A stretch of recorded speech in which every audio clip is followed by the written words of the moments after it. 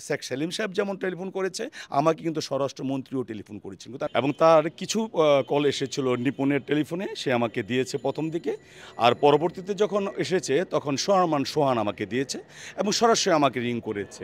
নিপুণ হলো 12,000 টাকা করে দিয়েছে এক একজনকে, আর দীপজল সাহেব দিয়েছে 15,000 টাকা। এখানে মনে ইলিয়াস কাঞ্চন সাহেব একটু বেআইনি কাজ করেছে। 2022 সালের শিল্পী সমিতি নির্বাচন, চিত্রনায়িকা নিপুণ আক্তার ভোটের মাধ্যমে পরাজিত হয়েও একটি বিশেষ ক্ষমতা বলে তিনি চেয়ার দখল করে রেখেছিলেন। সেই নির্বাচনের প্রধান নির্বাচন কমিশনার যিনি ছিলেন পীরজাদা শহীদুল হারুন আজকে আমাদের সাথে। 17 বার ফোন কল এসেছিল শেখ সেলিমের কাছ থেকে চিত্রনায়িকা নিপুণকে পাশ করানোর জন্য। এই ফোন কলগুলো নিশ্চয়ই আপনার কাছে এসেছিল? জি, এই ফোন কলগুলি আমার কাছে এসেছিল, শেখ সেলিম সরাসরি করেছিল এবং তার কিছু কল এসেছিল নিপুণের টেলিফোনে, সে আমাকে দিয়েছে প্রথম দিকে। আর পরবর্তীতে যখন এসেছে তখন সোহান আমাকে দিয়েছে এবং সরাসরি আমাকে রিং করেছে। আর শেষে যখন রিং করা হলো তখন হলো রাত্র প্রায় 2টা বাজে। তখন তিনি সরাসরি টেলিফোন করে বললেন যে তাকে পাশ করিয়ে দিন এবং আমাকে ভয়ভীতি দেখালো, পরে আমাকে একটা লুবো দেখানো হলো। নিপুণের মোবাইল দিয়ে আপনাকে ফোন করা হয়েছিল এরকম? প্রথম দিকে নিপুণই আমাকে তার মোবাইলটা আমার হাতে দেয় যে আপনাকে টেলিফোন করেছে। উনি হুমকি দিয়েছিল আমরা শুনলাম, আরেকটু স্পেসিফিক বলতেন যে কি ধরনের হুমকি দেওয়া হয়েছিল? আমাকে যখন রাত্রে হুমকি দেওয়া হলো যে আপনি জানেন তো আমরা সরকারে আছি এবং আপনাকে নিশ্চিহ্ন করে দেওয়া, আপনার পরিবারকে নিশ্চিহ্ন করে দেওয়া কোনো ব্যাপার নয়, এবং আপনি যদি তাতে রাজি না হন তবে আপনাকে আমি চিনি। আপনি দাউদকান্দি যখন ইউনো ছিলেন তখন আমার সম্বন্ধী ইলেকশন দাঁড়িয়েছিল আওয়ামী লীগ থেকে, তখন আওয়ামী লীগ সরকার আপনাকে টেলিফোন করানো হয়েছিল আব্দুল মতিন খুসরো স্যারকে দিও, সাহেবকে দিও, তখন আপনি মানেননি।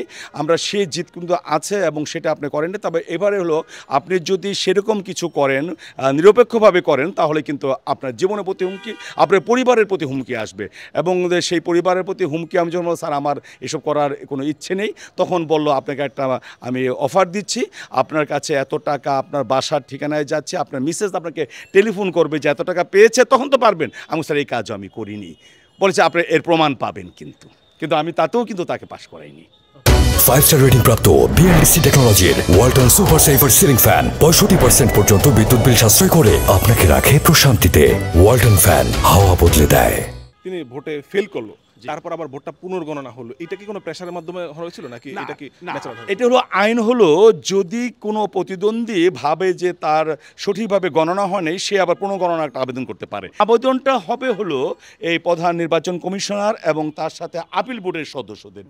কিন্তু তখন আমাকে বলছে আপনি আসতে পারবেন না অ্যাপডিসতে, একবার সরাসরি শেখ সেলিম টেলিফোন করে বলেছে। কিন্তু তারা সবাই যখন গণেছে তখন দেখেছে যে আমি যে রেজাল্ট দিয়েছি সেই রেজাল্টে, কিন্তু পরবর্তীতে আপিল বোর্ড যে তাকে পাশ করিয়েছে এবং জায়েদ খানকে অযোগ্য ঘোষণা করেছে, এটা সম্পূর্ণ বেআইনি। এরপর আবার তিনি ক্ষমতায় চেয়ারে বসলেন। এখানে মনে ইলিয়াস কাঞ্চন সাহেব একটু বেআইনি কাজ করেছে।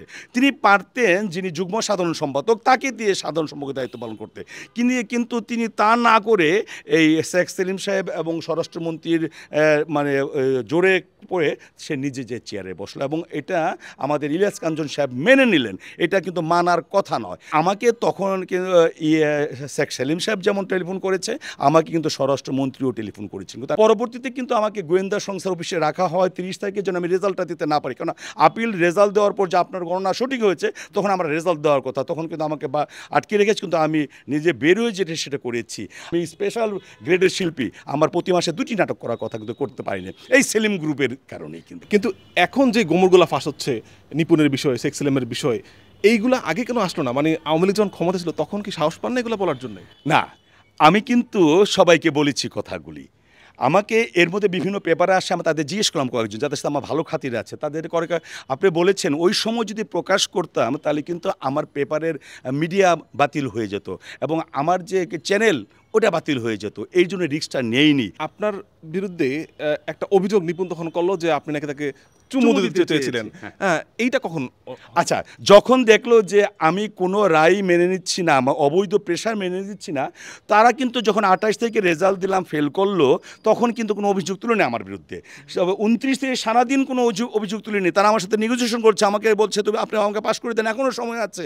তারপর 30 তারিখও কিছু বলো না। 30 তারিখে যখন আমি স্বাক্ষর দিয়ে দিলাম, চূড়ান্ত ফলাফল ঘোষণা করলাম, তখন নিপুণ সন্ধ্যার সময় একটি অভিযোগ করলো যে আমি তাকে চুমু দিতে চেয়েছি, কিন্তু সম্পূর্ণ মিথ্যা। তখন অসংখ্য মিডিয়া ছিল। পরবর্তীতে এবার যখন ইলেকশন হলো তার প্যানেলে আমাকে নিতে বলে, আমিও গেলাম এবং সে বলল যে না, এটা মিথ্যা কথা, পীরজাদা ভাই আমাকে কখনো বলে নাই চুমুদের কথা, এটা আরেকজন অভিনেত্রী আমাকে বলেছে। এইবার নির্বাচনে দেখলাম যে আপনি নিপুণের প্যানেলে নির্বাচন করছেন। তার মুখ দিয়ে সত্য কথাটা প্রকাশ করার জন্য। যদি আমি তাকে চুমু দিতে চাইতাম তাহলে কি সে আমাকে তার প্যানেলে নিত? তার প্রথম পরাজয় যে তুমি যাকে খারাপ বলেছে, যে চরিত্র সবচেয়ে খারাপ, যে তোমাকে চুমু দিতে চেয়েছে, যে তোমাকে ফেল করেছে, তাকে তুমি নিয়েছো। সে জানতো আমি পাস করবো, কারণ আমার একটা ক্লিন ইমেজ আছে চলচ্চিত্র অঙ্গনে। এর জন্য আমি তার প্যানেলে দাঁড়িয়েছি। এইবার যারা নির্বাচন হলো তখন আওয়ামী লীগ ক্ষমতায় ছিল, এইবার কি কোনো প্রেশারাইজ হয়েছিল? যদি আপনি প্রধান নির্বাচন কমিশনার ছিলেন না, আপনি প্রার্থী ছিলেন, জানেন কিনা? এবার কোনো প্রেশার হয়নি, কারণ নিপুণের অবস্থা কিন্তু খারাপ হয়ে গেছে। এবার আমি প্যানেলে দাঁড়িয়ে দেখেছি 2 প্যানেলে কিন্তু টাকা দিয়ে ভোট কিনেছে। কেমন টাকার বিনিময়ে আসলে ভোটগুলো কেনা হচ্ছে? এটা কি বিভিন্ন ভোটার অনুযায়ী? নিপুণ হলো 12,000 টাকা করে দিয়েছে এক একজনকে, ডিপজল সাহেব দিয়েছে 15,000 টাকা। কিন্তু ডিপজল সাহেব হলো একটা সুনাম আছে, তিনি মানুষের উপকারে আসেন, উনি কারো টাকা নেন না, টাকা দেন।